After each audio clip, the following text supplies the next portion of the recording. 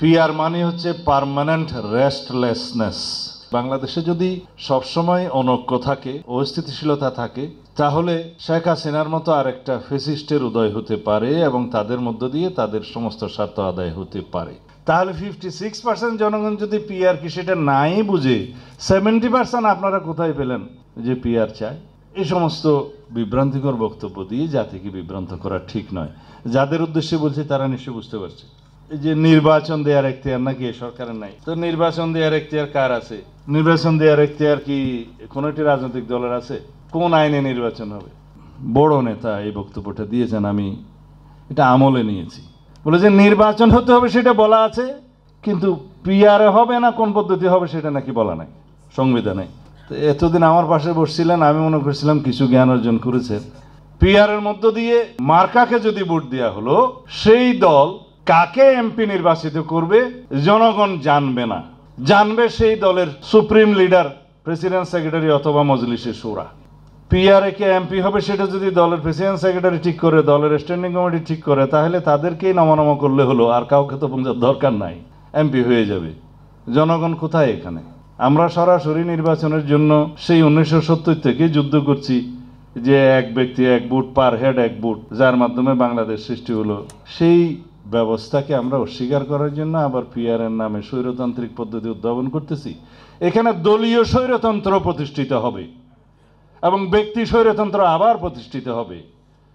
তারা যেভাবে চাইবে, যাকে চাইবে সেই এমপি হবে। জনগণ যাকে চাইবে সেই এমপি হবে না, জনগণ শুধু ভোট দিতে পারবে মার্কায়। তো এখন জনগণ যদি না জানে ভোট দেওয়ার পরে তাদেরকে এমপি হবে, তাহলে তো সেখানে প্রত্যক্ষ ডেমোক্রেসি এস্টাবলিশড হবে না, জনগণের রাইটটা এস্টাবলিশড হবে না। কোনো রাজনৈতিক দলের অরাজনৈতিক, অবৈধ, অসাংবিধানিক, ইললিগ্যাল যে কোনো রকমের আবদার মেনে এই জাতিকে সংকটে ফেলে দেয়া যাবে না। আমাদের পার্শ্ববর্তী কিছু দেশ আছে যারা বাংলাদেশের স্থিতিশীলতা চায় না, যারা বাংলাদেশের অর্থনৈতিক সমৃদ্ধি চায় না, যারা বাংলাদেশের রাজনৈতিক স্থিতিশীলতা চায় না।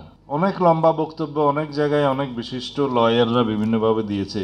বলা হচ্ছে এই সরকার পুরোপুরি সাংবিধানিক সরকার না, পুরাপুরি না অভিপ্রায়ের সরকার। বলা হচ্ছে এটা নাকি মাঝামাঝি সরকার। তা আমি বললাম এই বিষয়টা তো আগে নির্ধারণ করা দরকার। বললো অভিপ্রায়ের মধ্য দিয়ে এই সরকার প্রতিষ্ঠিত হয়েছে, সুতরাং এটা পুরাপুরি সাংবিধানিক না। প্রথম যুক্তি তাদের। এই যুক্তির জবাব হচ্ছে অভিপ্রায় অনুযায়ী জনগণের চূড়ান্ত অভিব্যক্তি রূপে যেই দলিল, সেই দলিলের নাম সংবিধান।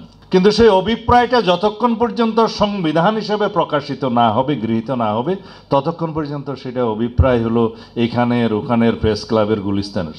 জনগণই রাষ্ট্রের সকল ক্ষমতার মালিক এবং 7-2 বলা আছে যে জনগণের অভিপ্রায়ের পরম, চরম নয় পরম অভিব্যক্তিরূপে এই সংবিধান রাষ্ট্রের সর্বোচ্চ আইন। গণ অভ্যুত্থানের অভিপ্রায়ে এই সরকার গঠিত হয়েছে, কিন্তু সেই অভিপ্রায়টাকে লেজিটিমেসি দেওয়ার জন্য আমার আর্টিকেল 106 আশ্রয় নিতে হয়েছে। এমনি এমনি হয় নাই। বলছে এটা না সাংবিধানিক সরকার, না বিপ্লবী সরকার, শহীদ মিনারে যে ডিক্লারেশন দিয়ে যে কোনো সরকার হয় সেটা হয় নাই। কিন্তু মাঝামাঝি সরকার বলতে তো কিছু নাই। সরকারকে বৈধ হতে হয় এবং সরকারের বৈধতা দেওয়ার জন্য এই অভিপ্রায়কে লেজিটিমেট করার জন্য আর্টিকেল 106 আশ্রয় নেওয়া হয়েছে। যে প্রধানমন্ত্রী নিজেই পালিয়ে গেল এবং জনগণের অভিপ্রায় ছিল প্রধানমন্ত্রীকে অপসারণ করা হোক, তিনি নিজেই পালিয়ে গেলেন, অ্যাবসেন্ট হয়ে গেলেন, ভিন দেশে চলে গেলেন। তা এখন কি ভালো হতো যে দিল্লি থেকে দস্তখত নিয়ে এসে শেখ হাসিনা তারপরে প্রেসিডেন্ট পাঠায় সুপ্রিম কোর্টে? অবস্থাটা কি সেরকম ছিল? এখানে টপিকটা নির্ধারণ করা হয়েছে পিআরের উপরে। এটা আমি কার্ড না দেখলে, এখানে না আসলে বুঝতে পারতাম না। আমি মনে করেছি এটা এই অ্যাসোসিয়েশনের একটা সাধারণ সভা। এখানে আসার পর আমার ভাই ব্যারিস্টার কাজল বই পুস্তক ধরিয়ে দিয়েছে এগুলো, তো তার উপর তো কিছু কথা বলতেই হবে। প্রথম কথা হলো পিআর পদ্ধতি কি, এর উপরে কথা হলো, বাকিগুলো সংবিধান সম্পর্কে বলবো।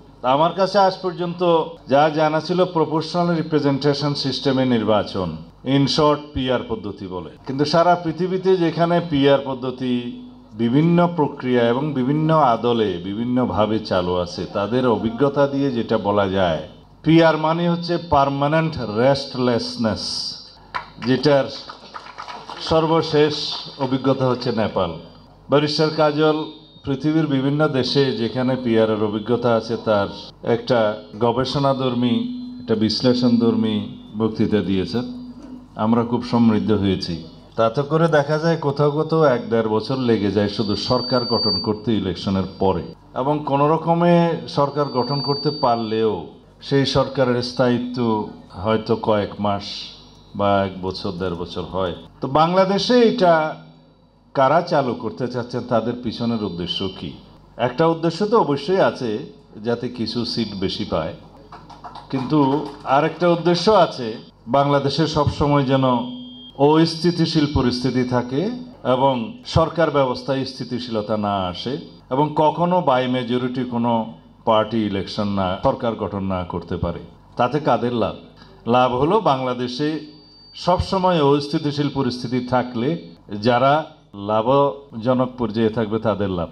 তার মানে আমাদের পার্শ্ববর্তী কিছু দেশ আছে যারা বাংলাদেশের স্থিতিশীলতা চায় না, যারা বাংলাদেশের অর্থনৈতিক সমৃদ্ধি চায় না, যারা বাংলাদেশের রাজনৈতিক স্থিতিশীলতা চায় না। কেন চায় না সেটা তাদের স্বার্থ জড়িত আছে, যে বাংলাদেশে যদি সবসময় অনৈক্য থাকে, অস্থিতিশীলতা থাকে, তাহলে শেখ হাসিনার মতো আরেকটা ফ্যাসিস্টের উদয় হতে পারে এবং তাদের মধ্য দিয়ে তাদের সমস্ত স্বার্থ আদায় হতে পারে।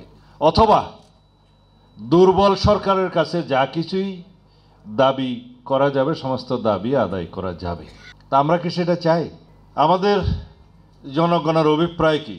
অনেক লম্বা বক্তব্য অনেক জায়গায় অনেক বিশিষ্ট লয়াররা বিভিন্নভাবে দিয়েছে। বলা হচ্ছে এই সরকার পুরোপুরি সাংবিধানিক সরকার না, পুরাপুরি না অভিপ্রায়ের সরকার। বলা হচ্ছে এটা নাকি মাঝামাঝি সরকার। তা আমি বললাম এই বিষয়টা তো আগে নির্ধারণ করা দরকার। কিভাবে? বললো অভিপ্রায়ের মধ্য দিয়ে এই সরকার প্রতিষ্ঠিত হয়েছে, সুতরাং এটা পুরোপুরি সাংবিধানিক না। প্রথম যুক্তি তাদের। এই যুক্তির জবাব হচ্ছে অভিপ্রায় অনুযায়ী জনগণের চূড়ান্ত অভিব্যক্তি রূপে যেই দলিল, সেই দলিলের নাম সংবিধান। কিন্তু সেই অভিপ্রায়টা যতক্ষণ পর্যন্ত সংবিধান হিসেবে প্রকাশিত না হবে, গৃহীত না হবে, ততক্ষণ পর্যন্ত সেটা অভিপ্রায় হলো এখানের ওখানের প্রেস ক্লাবের গুলিস্তানের বক্তৃতায়। সে অভিপ্রায়টা যেটা সন্নিবেশিত হয়েছে সাংবিধানিকভাবে প্রথম গণপরিষদে, তখন প্রস্তাবনায় বলা হয়েছে জনগণের অভিপ্রায়ের অভিব্যক্তিরূপে এই সংবিধানের প্রাধান্য থাকবে। প্রস্তাবনার 4th প্যারা। এটাকে আবার সংবিধানের সুপ্রিমেসি বর্ণনা করতে গিয়ে সংবিধানের 7 ধারায় বলা আছে, আর্টিকেল 7-এ, যে জনগণই রাষ্ট্রের সকল ক্ষমতার মালিক, এবং 7-এর 2-এ বলা আছে যে জনগণের অভিপ্রায়ের চরম নয় পরম অভিব্যক্তিরূপে এই সংবিধান রাষ্ট্রের সর্বোচ্চ আইন। কখন হয়েছে এটা স্বীকৃতি? যখন কনস্টিটিউশনটা গৃহীত হলো নভেম্বরের 4 তারিখ 1972 সালে, যখন এটার কার্যকারিতা দেয়া হলো 16 ডিসেম্বর 1972 সালে। তখনও পর্যন্ত এই রাষ্ট্র চলেছে রাষ্ট্রপতির আদেশে, প্রেসিডেন্ট অর্ডার, পিইউ। কেন? কারণ সেই সংবিধান গৃহীত হওয়ার পরেও তার অধীনে জাতীয় সংসদ নির্বাচন হয়েছে পরবর্তী বছর 1973 মার্চে। তারপরে সংসদ গঠিত হলো, সেই সংসদ অধিবেশনে বসলো, বসার পরে আবার স্থগিত হলো, তারপরে রাষ্ট্রপতি অর্ডিন্যান্স জারির ক্ষমতা পেল আর্টিকেল 93 অনুসারে। তার আগ পর্যন্ত প্রেসিডেন্ট অর্ডার অনুসারে চলেছে, এবং সেই প্রেসিডেন্ট অর্ডারটা দেওয়ার এখতিয়ারটা কে দিয়েছে? বাংলাদেশের 2 নম্বর আইন স্বাধীনতা ঘোষণার পরের থেকে, দি provisional constitution of Bangladesh order 1972, এটা 2 নম্বর পিইউ। সেই প্রভিশনাল কনস্টিটিউশন অর্ডার অনুসারে রাষ্ট্রপতি পিইউ জারি করেছেন।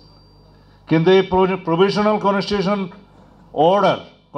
অর্ডার জারি করার বা তার আগে 1 নম্বর আইন লস কন্টিনিউয়েন্স এনফোর্সমেন্ট অর্ডার, বাংলাদেশের 1 নম্বর আইন, সেইগুলো জারি করার ক্ষমতা কে দিয়েছে? সেটা জনগণের অভিপ্রায়। সেই অভিপ্রায় কিভাবে প্রকাশিত হয়েছে? যেহেতু 25শে মার্চ 1971 একটা একতরফা যুদ্ধ ঘোষণা করা হলো, পাকিস্তান যুদ্ধে বাংলাদেশের নিরীহ জনগণের উপরে যুদ্ধে ঝাঁপিয়ে পড়ল। তখন 1970-এর পাকিস্তানের জন্য নির্বাচিত জনপ্রতিনিধিরা এই ভূখণ্ডের জন্য যেহেতু নির্বাচিত হয়েছিলেন, তারা একত্রিত হয়ে, যেহেতু সেই নির্বাচনের উদ্দেশ্য ছিল একটি কনস্টিটিউশন রচনা করা হবে, তখন তারা ঘোষণা করলেন আমরা নিজেদেরকে গণপরিষদ হিসেবে ঘোষণা দিলাম এবং আমরা বাংলাদেশের স্বাধীনতার ঘোষণাকে সমর্থন করলাম, এবং আমরা বাংলাদেশ পরিচালনার জন্য স্বাধীনতার ঘোষণাপত্র প্রস্তুত করলাম, প্রকাশ করলাম, এবং এই ঘোষণাপত্রের মধ্য দিয়ে আমরা রাষ্ট্রপতি, উপরাষ্ট্রপতি এবং মন্ত্রিপরিষদ গঠন করার সিদ্ধান্ত নিলাম। যতদিন রাষ্ট্রপতি দায়িত্ব না নিতে পারবেন, উপরাষ্ট্রপতি রাষ্ট্রপতি হিসেবে দায়িত্বভার গ্রহণ করবেন এবং রাষ্ট্রপতিকে নির্বাহী ক্ষমতা, রাষ্ট্রপতিকে আইন প্রণয়নের ক্ষমতা, ক্ষমা প্রদর্শন সহ এবং সর্বাধিনায়ক হিসেবে সশস্ত্র বাহিনী ঘোষণা করা হলো। আপনাদের সামনে নিশ্চয়ই এই জিনিসটা ট্রান্সপারেন্ট প্রতিভাত হচ্ছে যে রাষ্ট্রে ভবিষ্যতে ইনশাআল্লাহ কোনোদিন আর স্বৈরাচারের উদ্ভব হবে না এবং ব্যক্তি স্বৈরতান্ত্রিকতা, রাজনৈতিক দলীয় স্বৈরতান্ত্রিকতা বা সাংবিধানিক অথবা সংসদীয় যে কোনো স্বৈরতন্ত্রের উদ্ভব বা ফেসিস্টের উদ্ভব আর হওয়ার সুযোগ নেই। সুতরাং এগুলো স্টাবলিশ করতে হবে আমাদের আইনের শাসন প্রতিষ্ঠার মধ্য দিয়ে। আর আপনারা হচ্ছেন সেটার গার্জিয়ান, রক্ষক এবং আপনাদেরকে সেই ভূমিকাটা পালন করতে হবে। ধন্যবাদ।